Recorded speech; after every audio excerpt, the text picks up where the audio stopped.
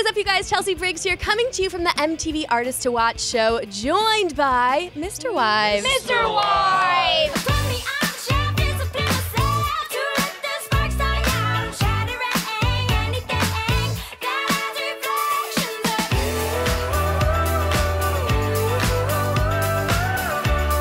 What does it mean to you guys to be one of MTV's Artists to Watch? Because that's a big deal. It feels amazing. We're kind of shocked. Not sure why we're here.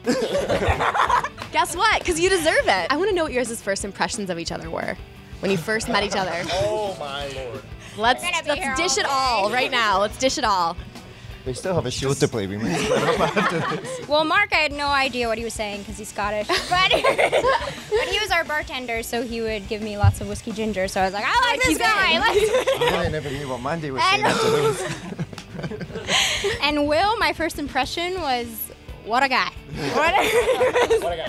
He had, I was throwing an 80s prom birthday party and I wanted a live 80s band, so I just randomly picked him up off the side of the street and was like, you want to come play? And we had so much fun that we built a wall in my one-bedroom apartment and he just moved in, so we could play music all the time. Thankfully, it wasn't like a killer or anything. That happened very soon. It totally worked out. Just a killer bass player. Oh, you went there. This is actually my first impression. Etienne and I worked a block away from each other at 2 different vegan restaurants, and I went to his job, and he had a solo project called The Dictionaries. Check it out. And he showed me his music video. We had no idea who each other were, and he's like, hey, I just put up this music video called Happy Penis. Emphasis on that. And so that was the first thing I watched, and I was like, check, please. But then you invited him into the circle. And Jesse and Murph are just perfect. I was just like, I love it. And I feel like you guys would be so much fun to hang out with on tour, in the studio. What is it like with you guys writing, recording in the studio? Because your album's coming out February 24th, correct? I was quarantined in a treehouse to write the album, so I didn't really partake in whatever you guys were doing. I was recording drums, and Will was doing bass, and then we check on Mandy and slip some food under the door and see if there was another song. And she lived. Yeah.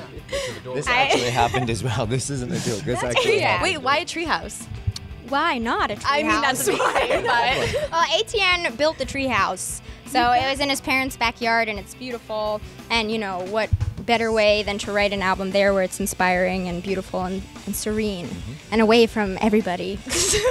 That's awesome. No, and the album's called Our Own House, and it was all inspired from being in there. That's so cool. Yeah, somehow we got it all done and had the best time doing it, and a lot of coffee. That's awesome. Well, and I feel like that kind of leads into my next question. I feel like a lot of albums have kind of a story from the beginning to the end. What would you say is the story with this album? Our Own House kind of speaks volumes. It's just the idea that we worked on all this music together. We kind of have this very familial bond with one another. We're just inviting people to come into our home. We're a very family-oriented band, so it's like a figurative thing and a literal thing that, we built our own house and we made our own little world, and we're kind of just tunnel vision, doing what we want to do and not listening to everybody else and hoping that everybody can join in on that kind of mentality and individuality. And it's working for you guys. Because here you are, MTV Artist to Watch show. I want to know, what is your guys' nerdiest obsession, each of you? What do you guys kind of geek out over? I randomly started juggling one day and couldn't stop for a few weeks, and now I'm a good juggler, and I don't really know why. Nice. Yep. What's the weirdest thing you've juggled? Oh, let's not answer that. Is it inappropriate? I've only juggled my balls. I guess my nerdiest obsession would either be dinosaurs, or I just know a lot about Breaking Bad. Russia. Tragic Russian history. Tragic Russian history. We have history classes with Will. Sterbura That's not quite it, but yep.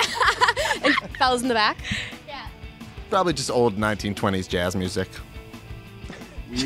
We stopped in Idaho, and there was a chess tournament in a Starbucks, and I was so excited. He played 12-year-olds. Yeah. Anyway.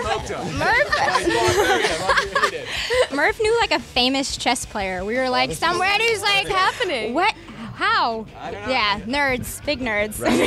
Randomly in a hotel room, there was a chess tournament going on, and this famous chess guy was in, and Murph lost it. He was like, oh my Asked for his god, oh my autograph. god. I really like arts and crafts and cooking.